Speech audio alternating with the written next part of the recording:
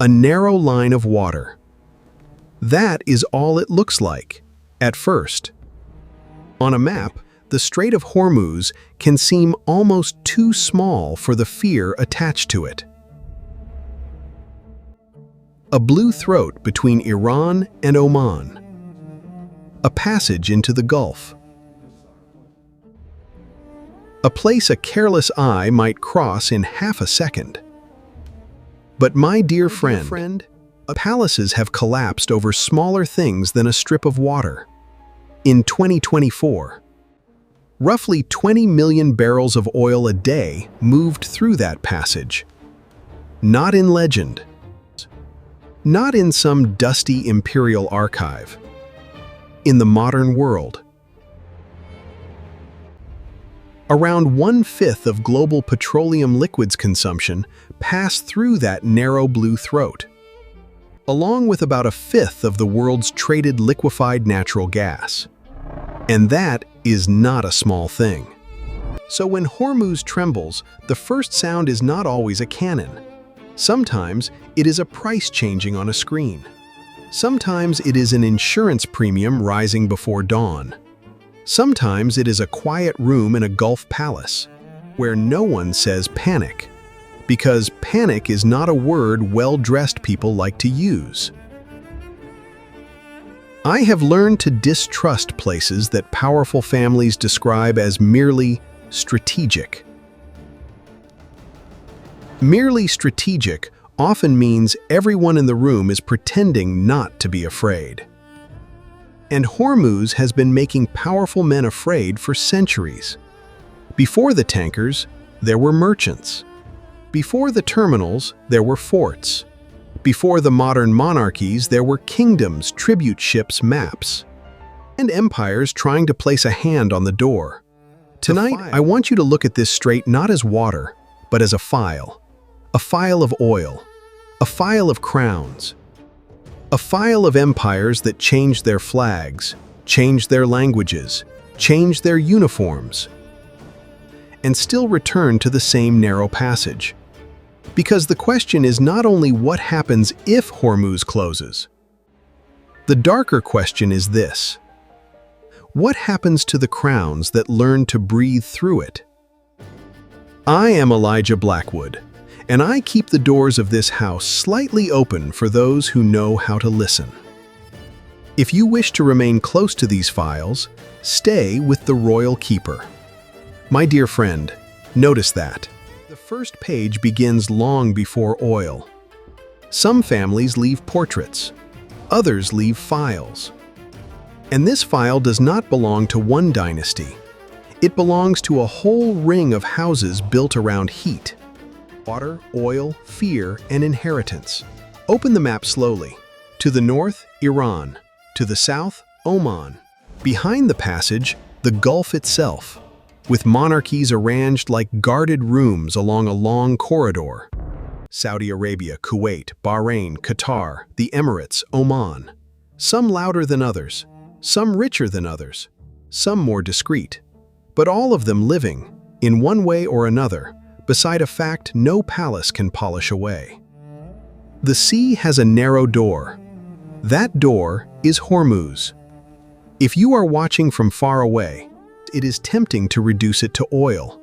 20 million barrels a day, tankers, markets, numbers, charts. That is the clean version, the version that looks well-behaved on a screen. But a palace never fears numbers by themselves. It fears what numbers expose. A number can expose dependence. A shipping lane can expose weakness. A quiet stretch of water can expose the truth behind marble. Glass towers, royal councils, sovereign wealth funds, national visions, diplomatic smiles, and all those official photographs where everyone seems much calmer than they are. That is why I want you to notice the shape of this story before we open its dates. Hormuz is small. The fear around it is not. For the monarchies of the Gulf, this passage is not simply a route out to the ocean. It is the corridor through which wealth leaves. Legitimacy returns, budgets breathe, and old promises remain believable for one more year.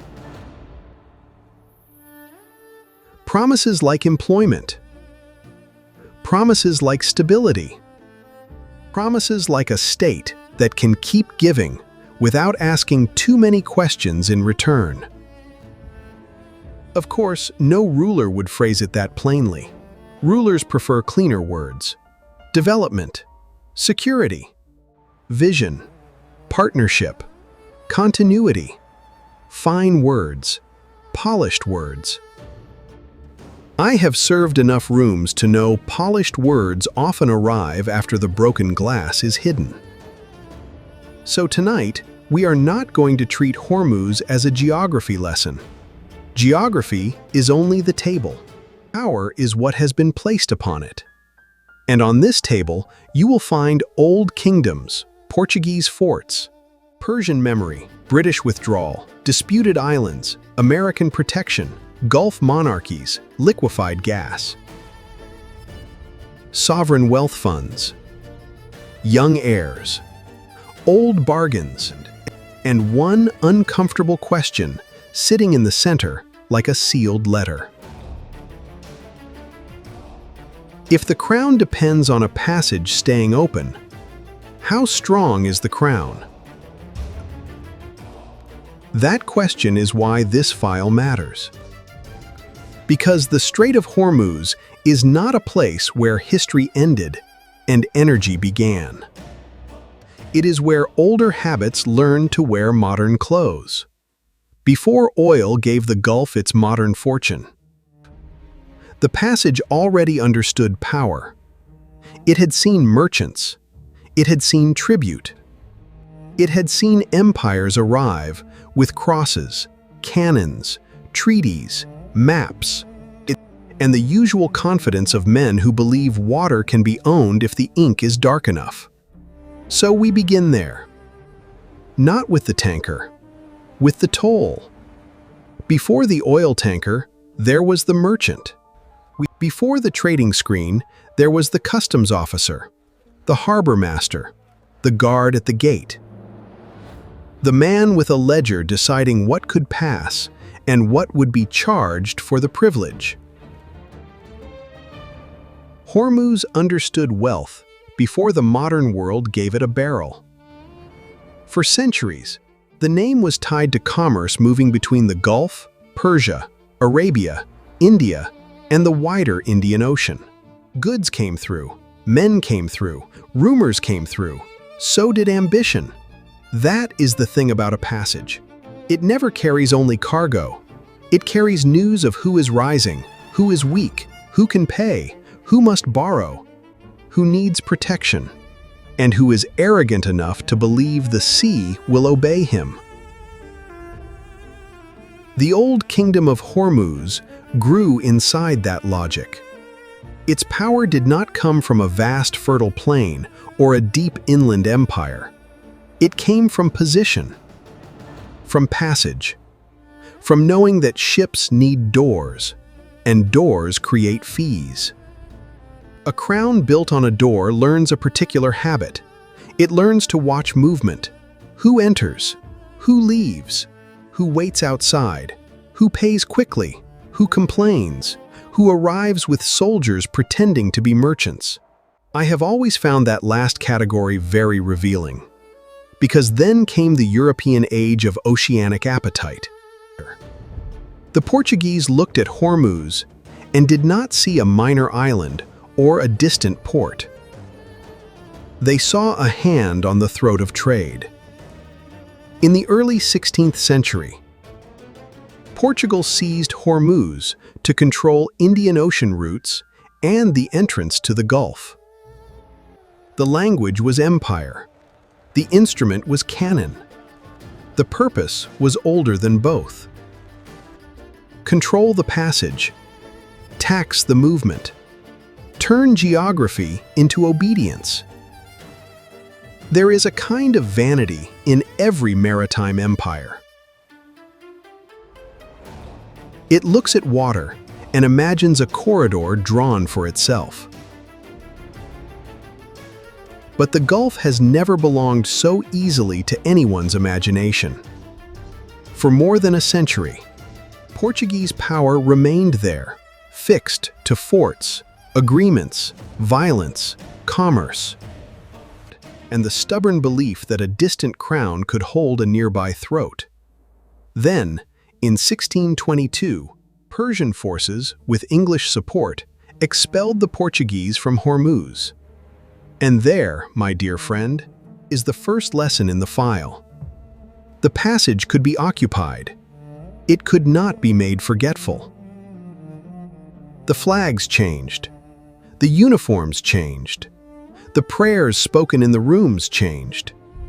But the value of the place did not disappear, because the value was not invented by the men who claimed it.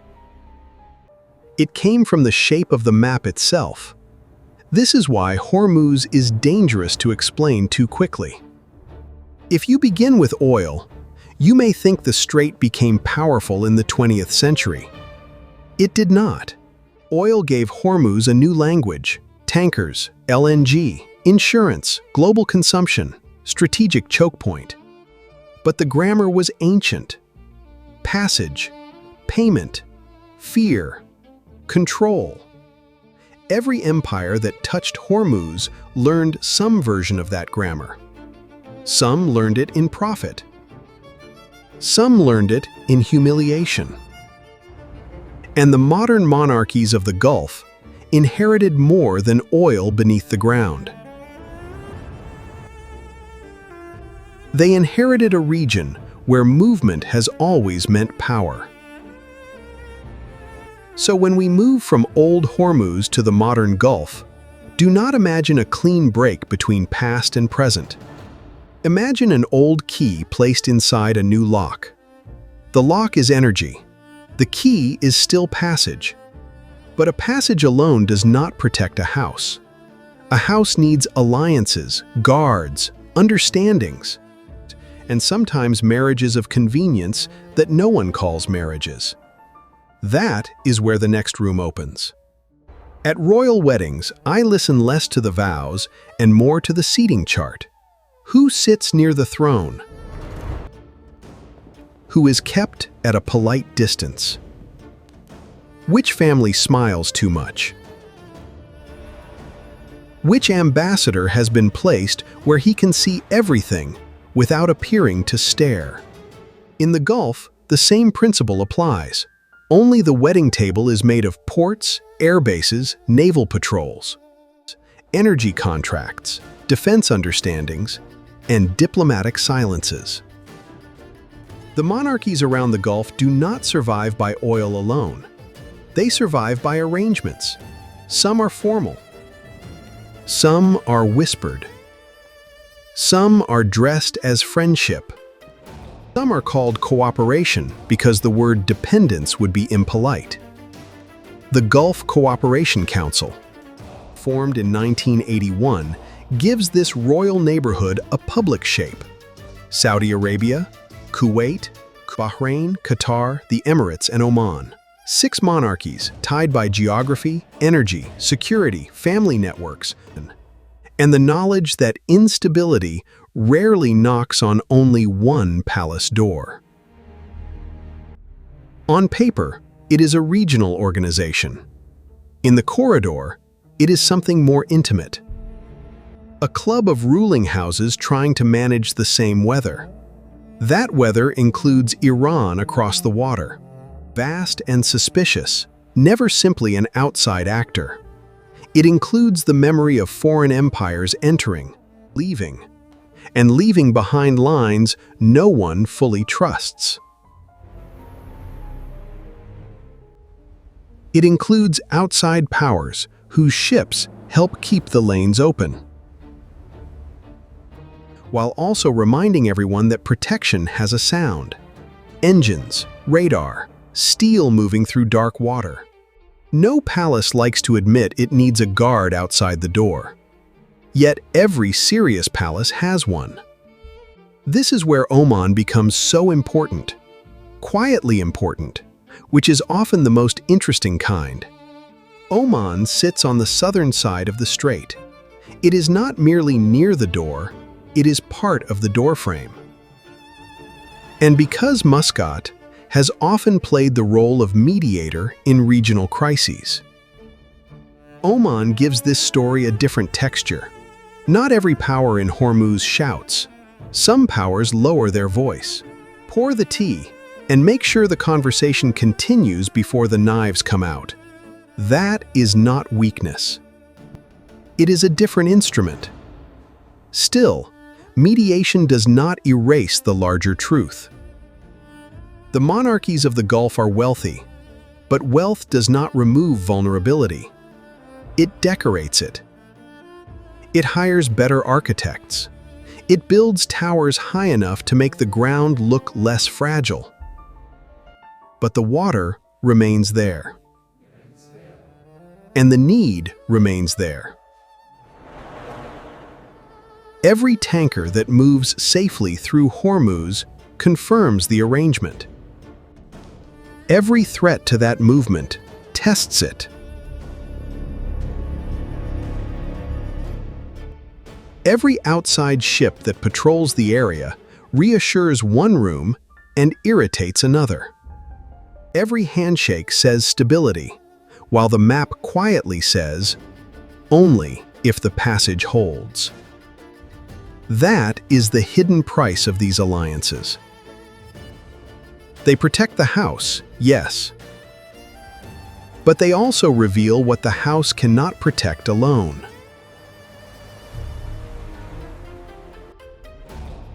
And once a ruling family learns to live with that kind of protection,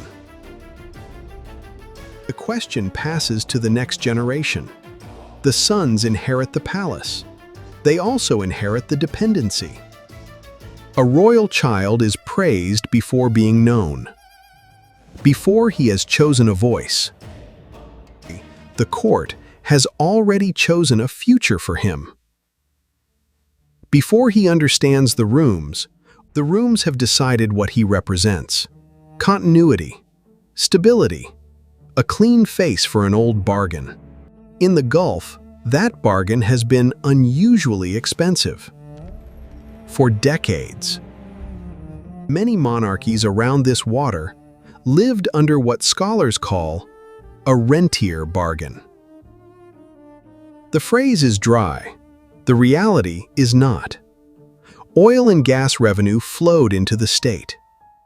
The state built roads, offices, ministries, universities, hospitals, benefits, public jobs, subsidies, and a sense that the ruling house could provide more than it demanded.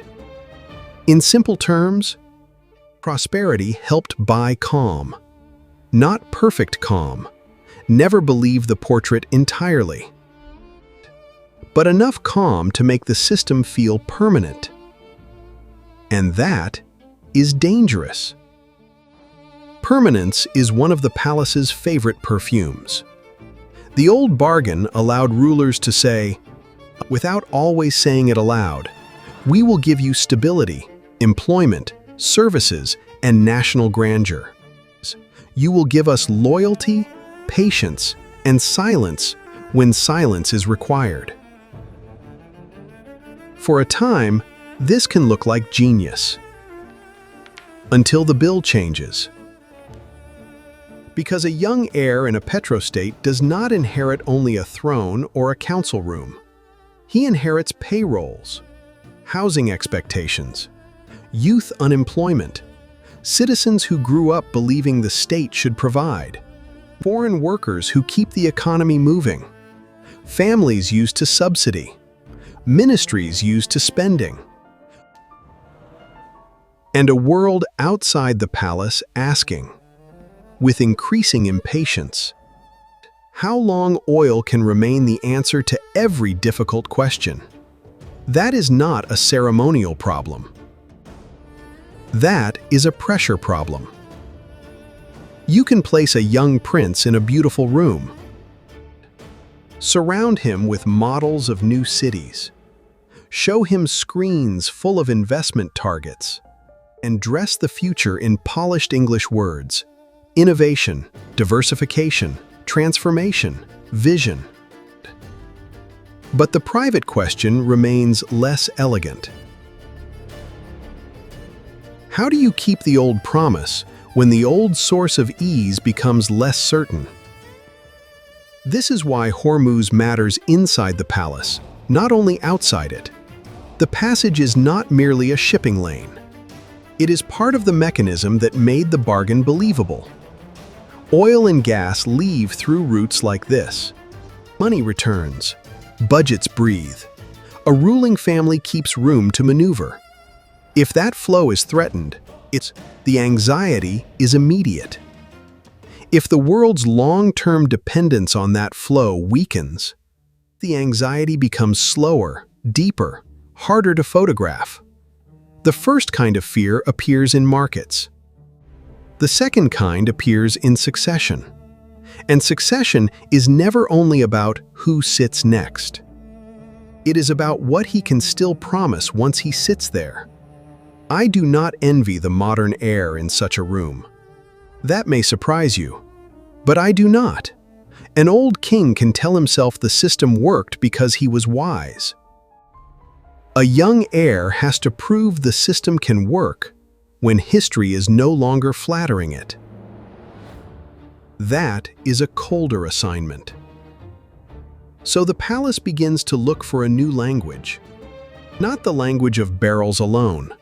The language of brands, skylines, conferences, museums, airlines, football clubs, technology funds, artificial islands, and cities drawn in renderings so clean they almost feel antiseptic. The heir must show that the house is not trapped in oil. But showing is not the same as escaping. And that brings us to one of the oldest arts of power: propaganda, with excellent lighting.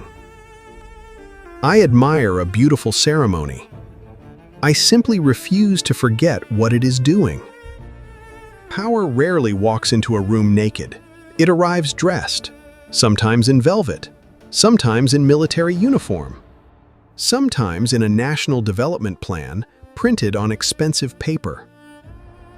In the modern Gulf, it often arrives as a skyline, glass towers, artificial islands, airports polished like royal galleries, museums that seem to say, "We were not only rich, we were always destined to become refined." Sports events, investment summits, futuristic cities, ports, airlines, financial districts, and cultural districts, names written in bright letters against night skies. The old palace learned a new stage, and the audience is global. This is not vanity alone. Vanity is too small a word. These images perform political work.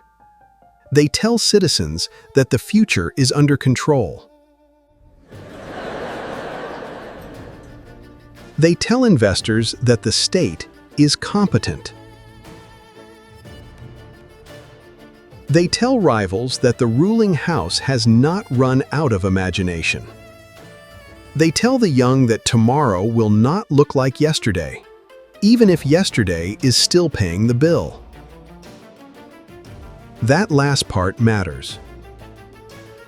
Much Gulf diversification is being financed by wealth accumulated through hydrocarbons. These are the same fuels they are trying to move beyond.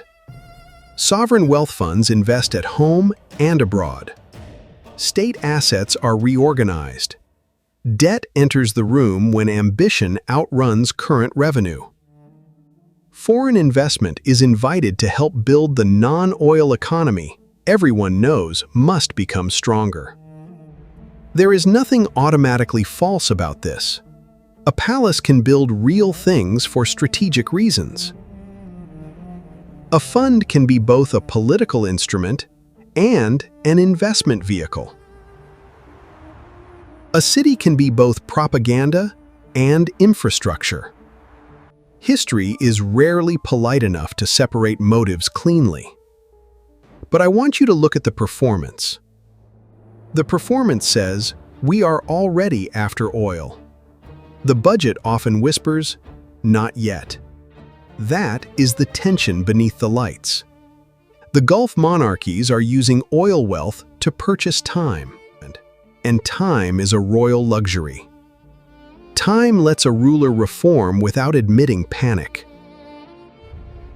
Time lets an heir announce transformation without announcing fear. Time lets a state build a new economy while the old one still pays the contractors. When it works, it looks visionary. When it fails, it looks like a very expensive mask. And masks are familiar objects in palaces. The old kings used portraits. The modern houses use renderings. A portrait once showed a monarch beside a column, a curtain, a sword, a globe, a crown. It did not simply record his face. It instructed you how to see him. The new portrait may show a city of mirrors rising from sand, a museum dome, a port expansion, a financial center, a clean train moving through a planned future. Different tools, same command.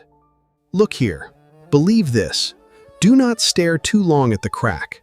And the crack is not that the Gulf has no future.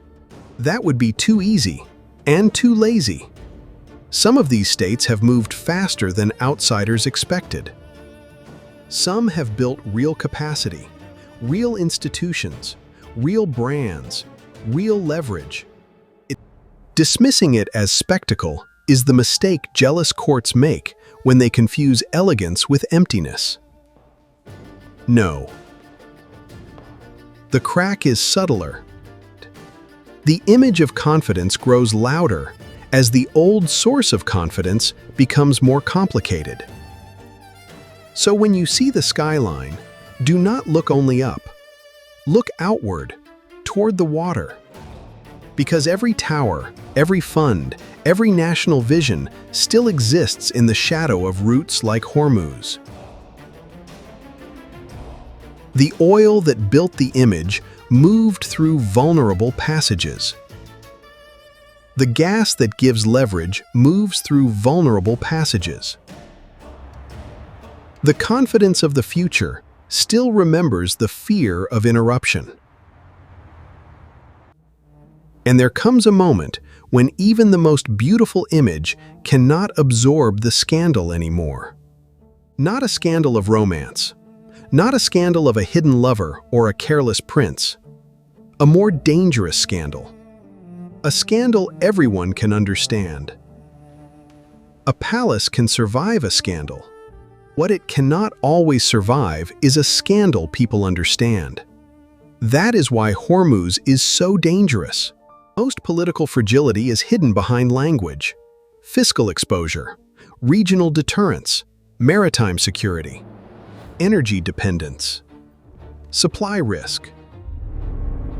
Words like these can make fear sound as if it has been invited to a conference. But a threatened strait is simpler. Ships slow down, markets move, insurance rises. Officials choose their words carefully. And suddenly the public can see the shape of dependence.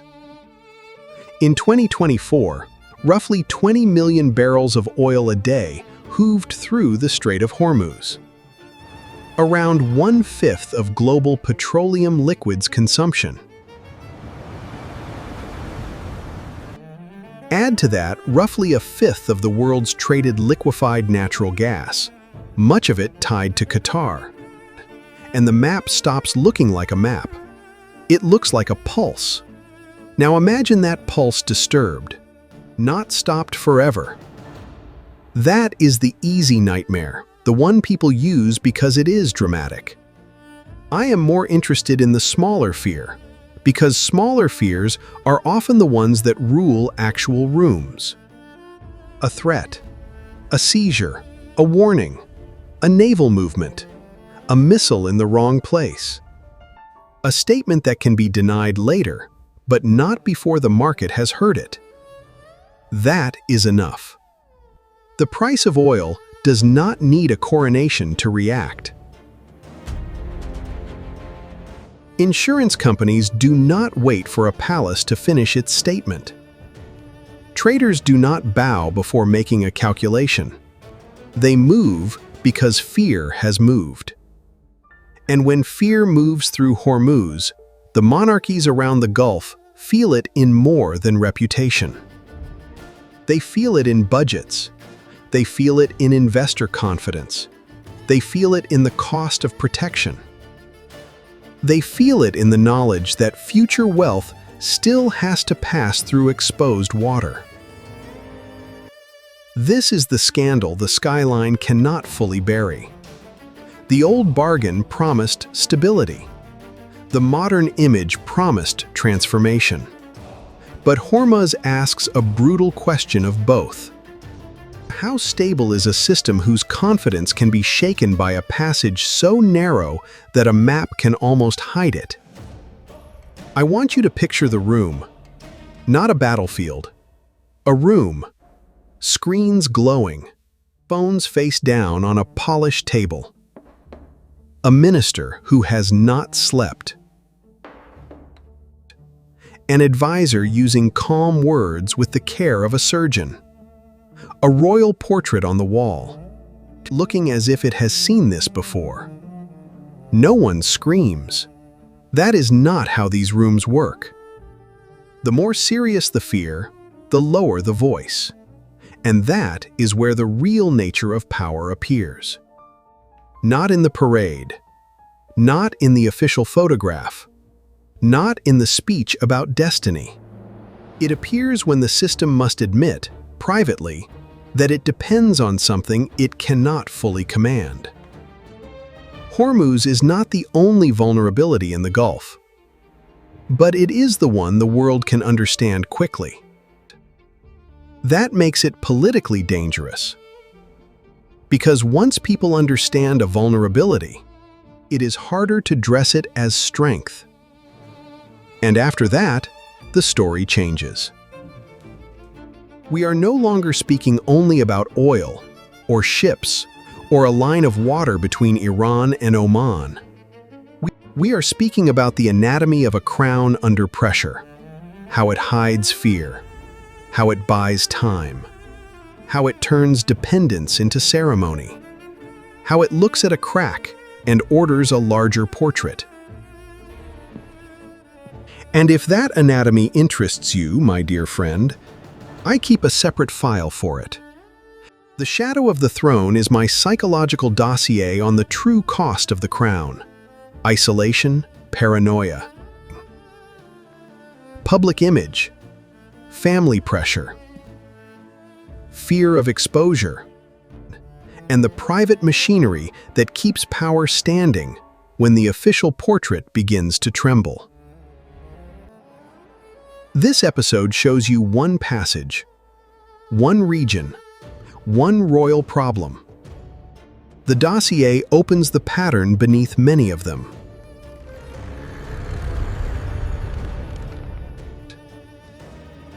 You will find it in the first line of the description and in the pinned comment. Think of it less as a product and more as the next folder on the table. Because now that the vulnerability is visible, the house must respond. And frightened houses rarely become honest. They become louder, not always with shouting, often with announcements, launches, targets, models beneath glass, a new district, a new fund, a new corridor of investment. A new promise that the future has already been arranged. The Gulf monarchies understand something every old house eventually learns. If the foundation begins to feel uncertain, build a more impressive entrance. So they diversify. That word is everywhere now. Diversification. A clean word. A sensible word. A word that sounds as if it wears a suit and arrives on time. But beneath it is a much more delicate act. The monarchies are using oil-age wealth to finance an economy meant to survive after oil loses centrality. They are not simply walking away from the old system. They are spending the old system to build the next one. There is a strange elegance in that. And a danger. Sovereign wealth funds become engines of national strategy. They invest abroad, invest at home, buy assets, build influence, shape industries, and give the state reach beyond its shoreline. Public assets are moved, reorganized, leveraged. Debt enters when cash flow and ambition no longer fit neatly in the same room. Foreign investors are courted because technology, productivity, and credibility cannot always be ordered by royal decree. If you listen only to the official speeches, this sounds like confidence. If you listen to the silences between the speeches, it sounds like a race. Because the clock is present, not a clock on the wall, a clock in the budget, a clock in the labor market, a clock in the climate conversation.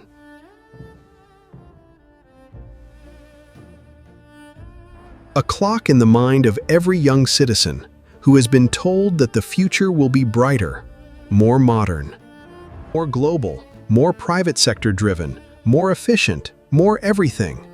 More is a dangerous promise. It fills the room quickly. And once the room is full, people expect to live inside it. This is why the great projects of the Gulf can feel both impressive and anxious at the same time. A new city may be real. A logistics hub may be useful. A tourism strategy may work. A fund may generate leverage. I am not here to sneer at ambition. Palaces that stop imagining usually begin dying. But imagination funded by urgency has a different smell. It smells of fresh paint over old stone. The old rentier bargain was simple enough to understand, even if it was never simple to maintain. Energy revenue gave the state room to distribute. Distribution helped preserve loyalty. Loyalty protected the ruling house. Now the house wants a new bargain. Productivity instead of distribution. Investment instead of subsidy. Performance instead of patience. Citizens becoming workers in a new economy, not only beneficiaries of an old one. This may be necessary. It may even be wise. But it is not painless. Every reform asks someone to give up an expectation. Every new tax, fee, labor rule, subsidy cut, privatization, or employment shift touches the old emotional contract between ruler and ruled. The palace may call it modernization. The household may call it the month everything became more expensive. Do you see the problem? The house must change fast enough to survive the future, but slowly enough not to frighten the people who were promised stability. That is a narrow passage too. Not water this time. Politics. And beyond that political passage, the world itself is moving. Closed doors are useful. They are not walls against history. A palace can delay news. It can soften language. It can make an uncomfortable report wait outside until after dinner. But the world has a vulgar habit of continuing anyway. And the world around the Gulf is changing. Not in one clean, dramatic motion. History rarely has the manners of theater. It changes unevenly. A policy here, a battery factory there, a climate target announced with ceremony, missed quietly, revised later. A war that rearranges shipping. A sanction that shifts payment routes. A new technology that looks small until it does not. Then, One day, a ruling house looks up and realizes the room is not the room it inherited. For the Gulf monarchies, the danger is not simply that oil disappears. That is a childish version of the future. Oil will not vanish like a servant dismissed at midnight. The world is more complicated, and so is energy.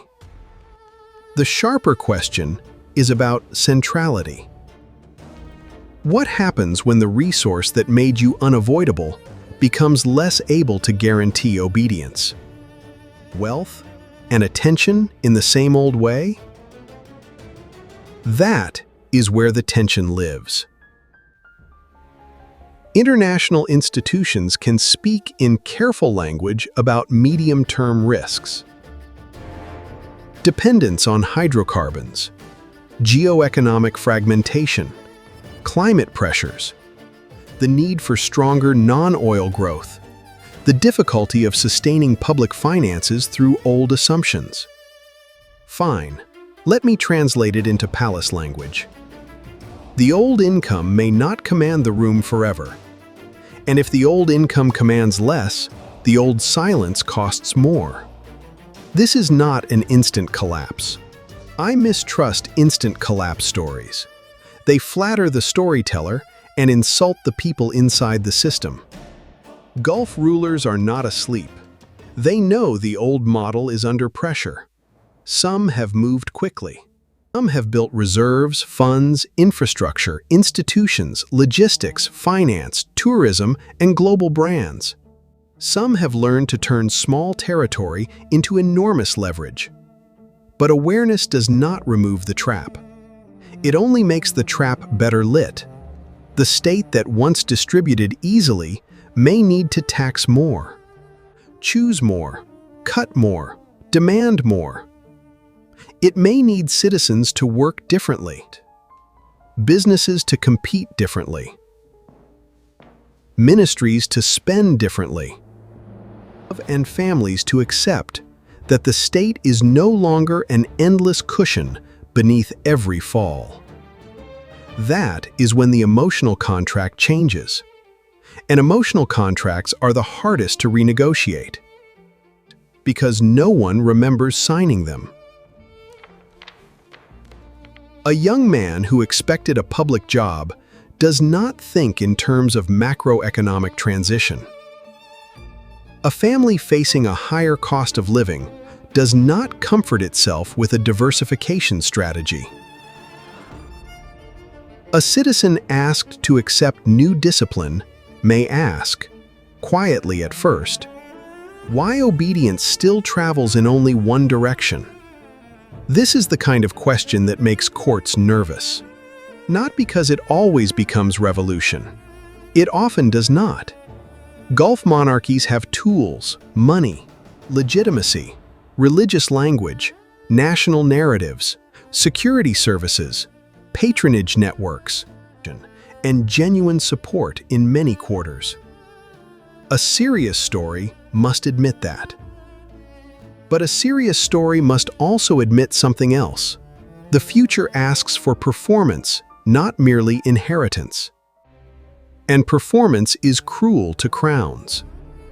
Inheritance can be wrapped in ceremony. Performance has to work on a Tuesday morning. This is why the court cannot simply remain what it was. The world is asking the Gulf monarchies to become leaner, smarter, more diversified, more productive, more globally competitive, and somehow still paternal enough to feel safe. It is a difficult costume. Too much reform, and the old bargain phrase. Too little reform, and the future arrives without permission. So the palace stands between two doors, one marked dependence, the other disruption. And just when that would be difficult enough, there is another room in the house, the room of rivalry. Because Hormuz is not only an economic passage, it is a contested memory. A crown does not make a family loyal. It gives them something polished to fight over. And in Hormuz, the fight is not only inside one family. It is between memories, regimes, coastlines, and the old insult of being told where power begins and ends. To understand this, you must resist the easiest version of the map. It is not simply Iran on one side and the Arab monarchies on the other. That is too clean, too convenient. Palaces adore clean maps because clean maps hide old wounds. Look closer. Oman sits on the southern side of the strait, part of the geography of the door. Often more discreet than dramatic, often useful precisely because it can speak where louder neighbors cannot. Oman matters, but not because it owns every tension around Hormuz. The island dispute is different. Abu Musa, Greater Tunb and Lesser Tunb sit near the approaches to the strait. They remain disputed between Iran and the United Arab Emirates. Those islands carry a particular weight because of timing. In 1971, as Britain withdrew from its old position in the Gulf, and the new Arab states were taking shape, Iran under the Shah asserted control over the islands. That moment matters. A departing empire leaves a room, and everyone still inside hears the floorboards shift. Iran saw itself as a great regional power. The emerging emirates saw sovereignty being born under pressure. The British departure did not create an empty stage.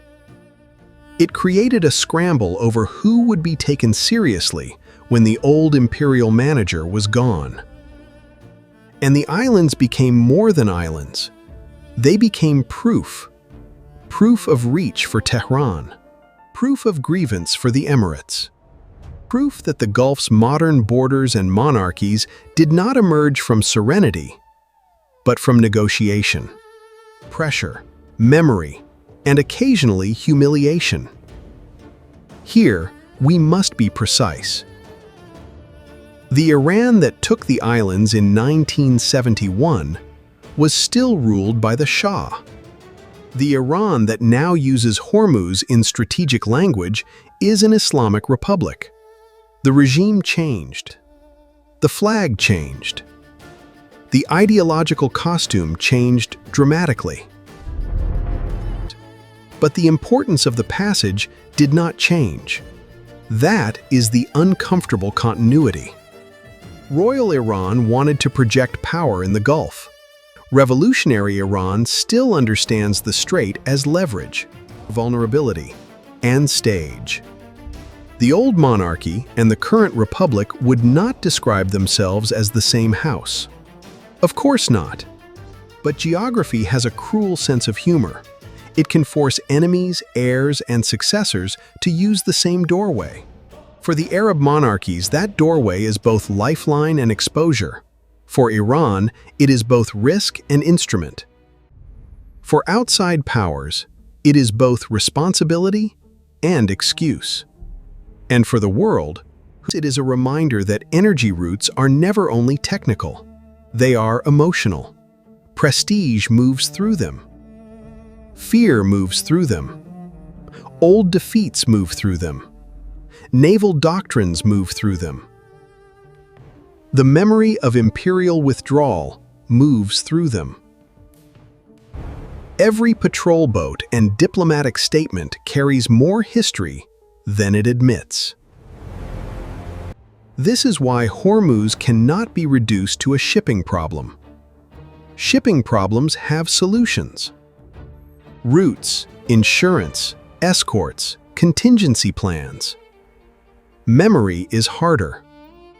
Memory sits at the table and does not introduce itself. So when a crisis rises near Hormuz, it awakens more than one anxiety at a time. The market fears interruption.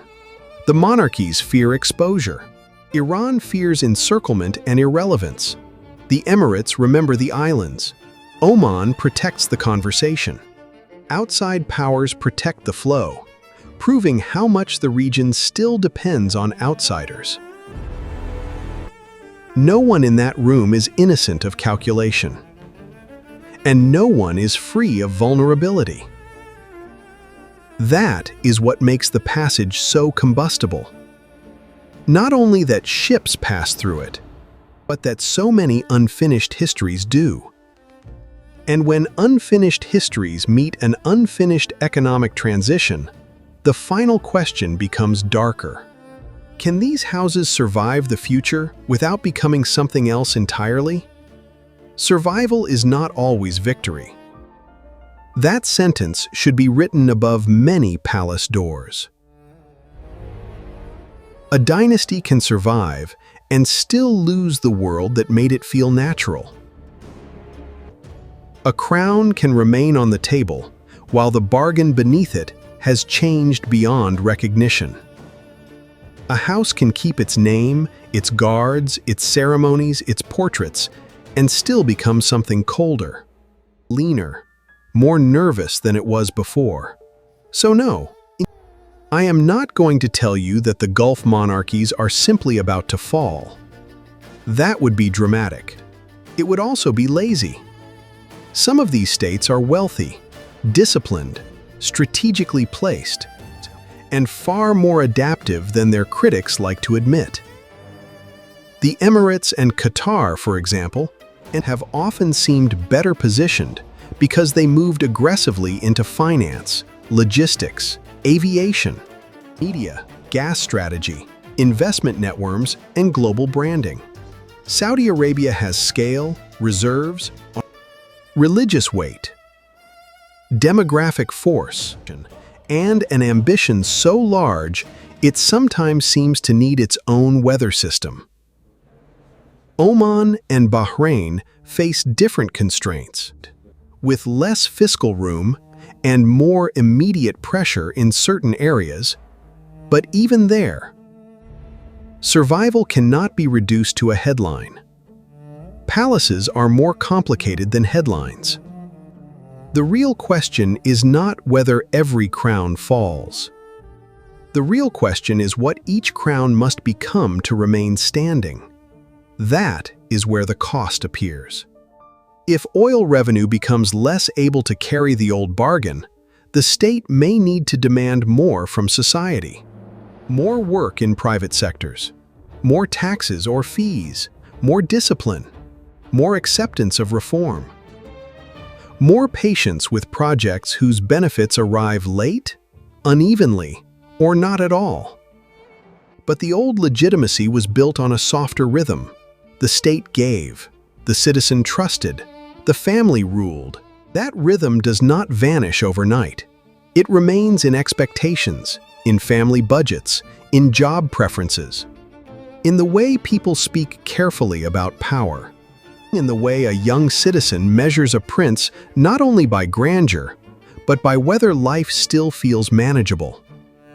If the new model succeeds, the crown may survive by becoming more managerial, more technocratic, more performance-driven, less fatherly, perhaps, more executive, less old palace, more boardroom with a flag behind it.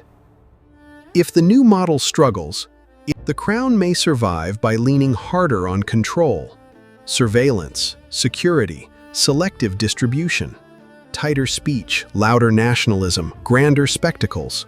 Both paths can preserve a house. Neither is free. This is what I mean by deformed survival. Not ruin, not triumph, something in between.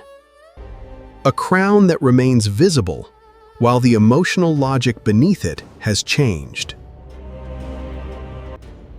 And Hormuz remains in this picture like an old witness who refuses to leave. Because even if the Gulf diversifies, the passage still matters. Even if the world changes, energy still moves.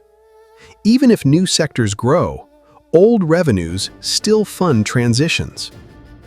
Even if a monarchy becomes more modern, it still carries the memory of how modernity was paid for. The strait is therefore not only a risk, It is a reminder. It reminds the rulers that the old wealth was never fully under their control. It reminds citizens that the state's generosity had a route, a price, a vulnerability. It reminds outside powers that their ships are part of the region's confidence. It reminds Iran that geography can be leveraged. It reminds the Emirates that islands are not small when dignity is attached to them. It reminds Oman that quiet geography can carry extraordinary responsibility. And it reminds us of something Elijah Blackwood never forgets. Power likes to describe itself as destiny after it survives. But in the room where decisions are made, its survival usually looks less like destiny and more like calculation. Who gets protected? Who gets taxed? Who gets promised a future? Who is asked to wait? Who is told the portrait still looks magnificent, even as the frame begins to tighten around the face? So when people ask whether the Strait of Hormuz could shake the world's monarchies, the answer is not only yes, in the obvious sense of markets and energy. It can shake them in a deeper way, by forcing them to reveal what kind of crown they are becoming.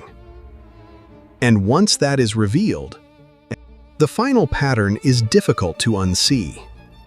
The family did not pay for the crown in one day. It paid in installments, in silence, in budgets, in loyalty purchased and loyalty expected, in ports guarded, in islands remembered, in maps folded and unfolded across polished tables, in every official smile that had to look calm while the sea carried the truth outside. That is the pattern Hormuz leaves behind. Not one collapse, not one villain, not one heroic reformer arriving to save the palace from history. A pattern. First, a passage becomes wealth. Then wealth becomes authority. Authority becomes habit. Habit becomes promise. Promise becomes pressure. Pressure becomes image. Image becomes louder when the old foundation begins to shift. And all the while, the passage remains. This is why I find Hormuz so unsettling. It refuses to let power become abstract. It makes power physical again. A line of water, a ship moving slowly, a coast watching another coast, a room waiting for a call, a crown depending on movement it cannot fully command. The modern world likes to pretend it has outgrown the old logic of empire. I would be careful with that thought. We changed the costumes. We changed the accounting. We changed the flags on the buildings. We replaced forts with terminals, tribute with contracts, imperial companies with funds, royal messengers with encrypted calls. But the hunger is familiar. Control the route, protect the image, buy time, call it stability. Every crown has a cost. And in Hormuz, the cost is not only paid by those who wear crowns. It is paid by the citizens asked to trust a new future, by the workers who build it, by the sailors who cross the narrow water, by the diplomats who keep sentences soft enough to prevent fire, by the families whose prosperity depends on a system they did not design. And perhaps that is the most uncomfortable part. The crown is never only on the ruler's head. Sometimes it sits invisibly on a whole society, pressing downward, asking everyone to help keep the portrait straight.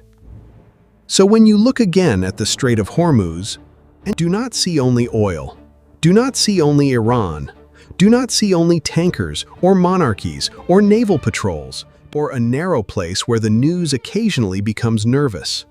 See the older pattern. Passage becomes power. Power becomes promise. Promise becomes dependence. Dependence becomes fear. And fear, if the palace is elegant enough, becomes a ceremony.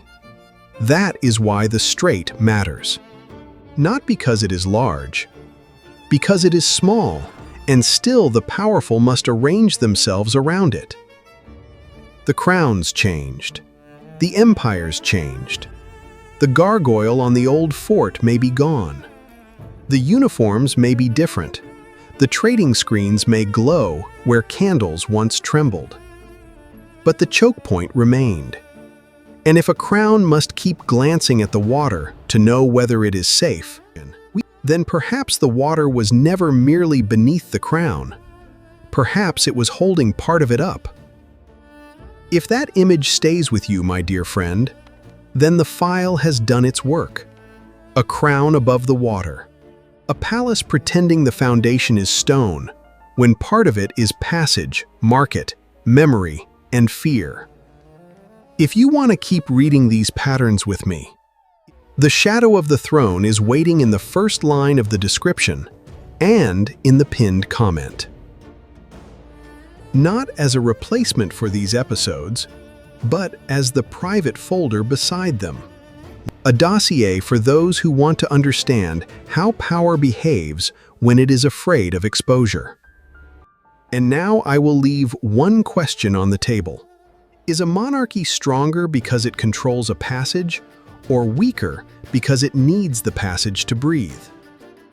Tell me where you stand. I do read the comments, especially the ones that make the room less comfortable. If you wish to follow the next door we open, stay close to the royal keeper. Share this file with someone who still thinks geography is only a subject from school. The palace will say the water is under control. Of course it will. Palaces often say that about the thing holding them up. Good night, my dear friend.